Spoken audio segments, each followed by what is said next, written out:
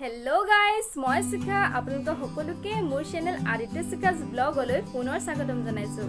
আজি মই আপোনালোকক দেখাম মা আৰু মই মিলি বোৱা কেইখনমান গামোচা। আৰু যদি আপোনালোকে মোৰ বোৱা কাপোৰৰ কালেকশ্যন পাৰ্ট 2টো নাই চোৱা তেতিয়াহ'লে প্লিজ চাই ল'ব আৰু মোৰ চেনেলটো লাইক, কমেণ্ট, শ্বেয়াৰ আৰু ছাবস্ক্ৰাইব কৰিব। মায়ে মানে গামোচাকেইখন কেনেকৈ বৈছে তাৰ অকণমান দেখাম। মোৰ প্ৰথম গামোচাখন এইখন দেখিছে, আৰু এয়া গামোচাখন অকল এনেকৈ দুজাপ কৰিব পাৰি, ঠেক হয় গামোচাখন, আৰু গামোচাখন বহুত দীঘল হয়। বলক মই আপোনালোকক মোৰ গামোচাকেইখন দেখাই লওঁ। এয়া আপোনালোকে দেখিছে, মই এতিয়া মাত্ৰ 3খন গামোচা দেখাম আপোনালোকক, কাৰণ লগাওঁতে 7খনে লগাইছিলে বাৰু। বাকীখিনি ঘৰৰ মানুহক গিফ্ট কৰা হ'ল, আৰু তাৰ পাছত মায়ে আৰু 14খন লগাইছিলে।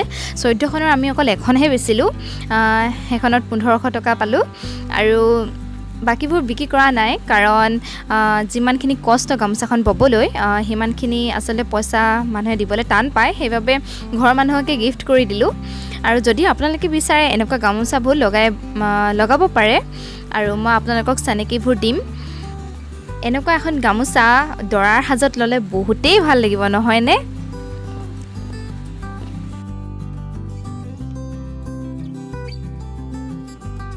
আৰু আমি প্ৰথমতে এখন মিচিং গামোচা দেখিছিলোঁ, দাদাক তেওঁৰ লগৰ এজনে গিফ্ট কৰিছিলে, আৰু গামোচাখন তেনেকৈ দুজাপেই আছিলে আৰু দেখি খুব ভাল লাগিছিলে। আৰু তেতিয়াই মায়ে মই ভাবিলোঁ যে এনেকুৱা গামোচাখন আমি বলে কেনেকুৱা হ'ব, আৰু তেনেকুৱাতে মামীয়ে এটা ফুল দিছিলে, আৰু সেই ফুলটো পাই আমি এনেকৈ বাচিবলৈ ল'লোঁ।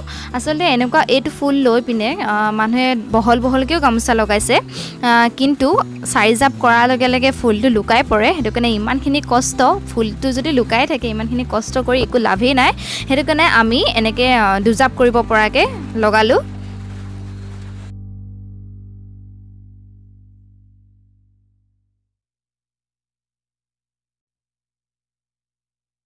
আৰু এইখন গামোচা দেখিছেনে? এই গামোচাখন এইকি দুখনতকৈ অলপ বেলেগ, ইয়াৰ ফুলটো বেলেগ। এইটো দেখিছে, গাত থকা ফুলটো অলপ নিমকি ষ্টাইলৰ, আৰু এইকেইখনৰ ফুল আছিলে।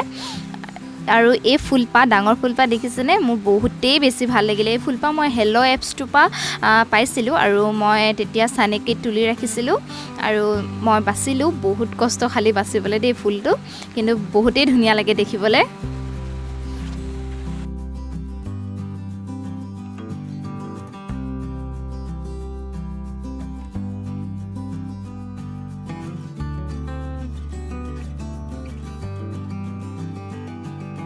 আৰু এতিয়া আপোনালোকক দেখাম মায়ে কেনেকৈনো বাচে ফুলটো। আৰু গাৰ ফুলটো একেটাকে দি থাকিবলৈ, প্ৰতিবাৰে বাচি থাকিবলৈ বহুতেই কষ্ট হ'ব। সেইটো কাৰণে ইয়াত মায়ে বৰ তুলি লৈছে। 7টা কাঠি বাচি ল'লে, প্ৰথমতে বাচি লৈ পিনে তাত বৰ তুলিলে, আৰু তাৰপৰা আৰু 7টা লুটিয়াই থাকে তেনেকৈ। আৰু ইয়াত 2জনী মানুহ হ'লে বেছি ভাল হয়। মই অকল আগফালে ফুলটো ভৰাই যাওঁ, মায়ে ইয়াত বৰ তুলি দিয়ে। মই এইটো বৰ তোলাটো বৰ ভালকৈ নাজানো, আৰু মা নাথাকিলে মোক এয়া দেখিছে কাঠি ভৰাইছে অকণমানি। এই কাঠিটো নাৰিকল পাতত ওলোৱা সৰু কাঠিটো সৰুকৈ বনাই লৈ পিনে মায়ে ভৰাই থৈ যায়, আৰু মই দিনটো তেনেকৈ বাচি থাকোঁ মা নাথাকিলে। আৰু ব'বলৈও খুবেই ভাল লাগে। এখন ৰুমালৰ সমান চাইজটো, আৰু সৰু হ'লে এনেই বৈ ভাল লাগে। আৰু ইভাগে মই বৰ বহল হ'লে ব'ব নোৱাৰোঁ, মোৰ ব'বলৈ অকণমান প্ৰব্লেম হয়, কিন্তু এইখন বৈ মোক খুবেই ভাল লাগিল।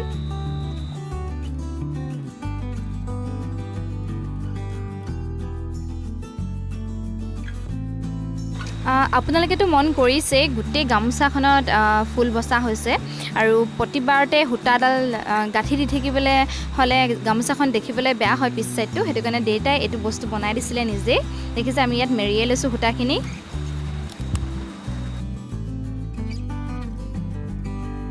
এতিয়া আপোনালোকক দেখাম কেইখনমান পকোৱা সূতাৰ গামোচা। আৰু আগৰকেইখন পকোৱা সূতাৰ নাছিলে, আগৰকেইখন আছিলে সূতাটোৰ নামটো ৰাজমুকুট। আৰু পকোৱা সূতাত যদি লয়, তাত বৰবোৰ দেখিছে অনা নিয়া কৰি থাকিব লাগে। যদি বৰখিনি অনা নিয়া কৰি থাকে, পকোৱা সূতাত ছিগি যাব পাৰে।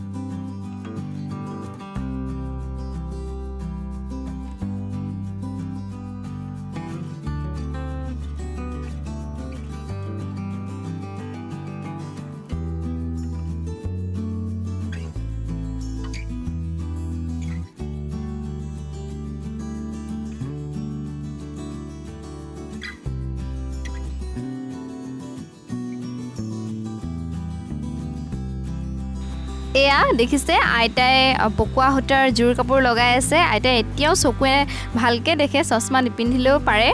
মই সেইটো কাৰণে আপোনালোকক অকণমান দেখাওঁ বুলি ভাবিলোঁ।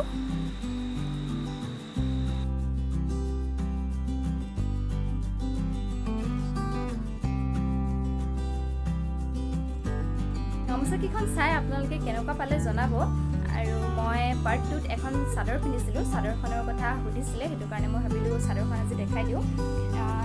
এখন পিন্ধিছিলোঁ মই, দেখিছে এখন ইয়াত বগা আৰু হালধীয়া ফুল আছে।